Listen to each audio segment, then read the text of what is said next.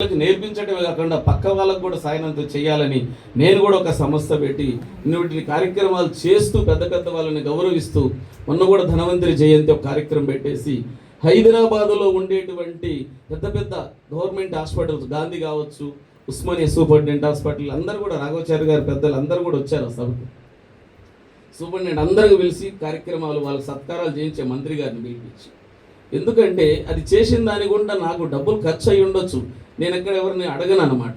అయితే నాకు ఒక ఆనందం కలిగింది. తదుపరి ఒక ఫోన్ కాల్ వచ్చి ఒక మీడియా సోదరుడు ఫోన్ చేసి, అన్న ఈ విధంగా ఒక అతను సికింద్రాబాద్ రైల్వే స్టేషన్లో చనిపోయాడు, హార్ట్ అటాక్ వచ్చి, అతన్ని తీసుకుపోవాలి కరీంనగర్ డెడ్ బాడీని అన్నారు.